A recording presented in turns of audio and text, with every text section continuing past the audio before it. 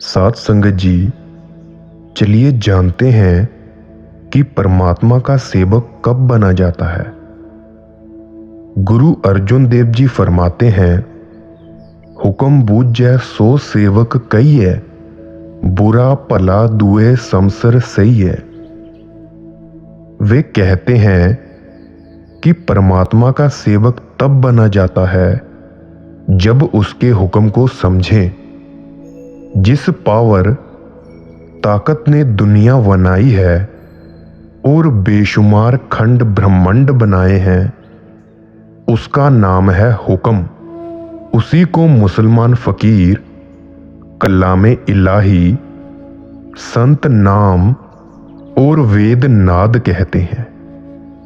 जो उस नाम की कमाई करता है वह सच्चा सेवक या गुरमुख है। बाकी सारे मनमुख हैं। ऊंचे से ऊंचा भजन, ऊंची से ऊंची रहनी और मालिक की बड़ी से बड़ी कृपा क्या है? यही कि हम उसके हुक्म में रहकर उसका भजन करें। वह चाहे दर दर भीख मंगाए, चाहे राज कराए, नंगा रखे, भूखा रखे, हम उसके भजन को ना छोड़ें और उसकी रजा में राजी रहें। अगर इस नुक्ते पर आ जाओ तो कोई दुख नहीं। इस्लामी किताबों में एक कहानी आती है कि एक मुसलमान बुजुर्ग किसी गांव में रहते थे। एक दफा क्या हुआ कि कुत्तों को बीमारी हो गई। कुत्ते सभी मरने लगे। लोगों ने उस बुजुर्ग के पास आके अर्ज की कि हजरत, कुत्ते मर गए। वह कहने लगे, अच्छा, मालिक ने जो किया है अच्छा किया है। फिर कोई ऐसा समय आया कि गांव के सारे मुर्गे मर गए। लोगों ने फिर अर्ज की कि मुर्गे मर गए। उसने कहा कि अच्छा हुआ। लोगों ने दुखी होकर कहा कि हमारे कुत्ते मर गए, मुर्गे मर गए और तुम कहते हो कि अच्छा हुआ। जो मालिक की रजा। उस जमाने में माचिस नहीं होती थी। लोग चकमक के दो पत्थर लेकर आपस में रगड़ते थे या लकड़ी पर लकड़ी रखकर नीचे सूखी घास या रुई रखते थे। चिंगारियां उस पर गिरकर आग लगा देती थी। लोग अमूमन आम तौर पर रात को आग दबाकर रख लेते थे। एक दफा क्या हुआ कि सारे गांव की आग एकदम बुझ गई।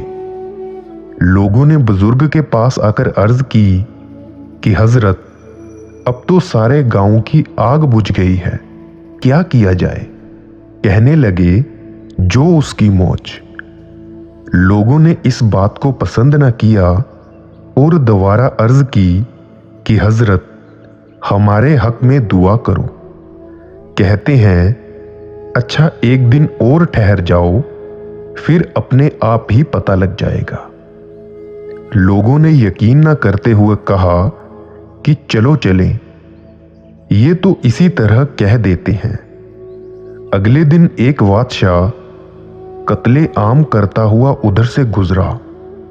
दूर से पेड़ों को देखकर कहता है कि यहां जरूर कोई गांव होगा। फौज से कहता है कि चुपचाप सुनो। जब कुछ पता न लगा तो कहता है, यहां कोई आबादी नहीं, ये पेड़ ऐसे ही हैं। यहां ना कुत्ते भौंकते हैं, ना मुर्गे बोलते हैं, ना धुआं निकलता है। छोड़ो इसे।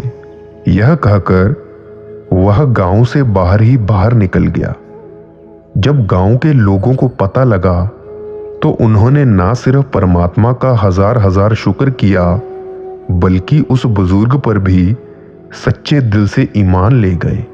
सो अर्जुन देव जी फरमाते हैं कि जो परमात्मा का हुक्म माने वह उसका सच्चा सेवक है, वही गुरमुख है। बाकी सभी मनमुख हैं। अगर गुरमुख बनना है तो चाहे नफा हो चाहे नुकसान हो, हमें चाहिए कि उसे प्यार के साथ भुगत लें। राधा स्वामी जी।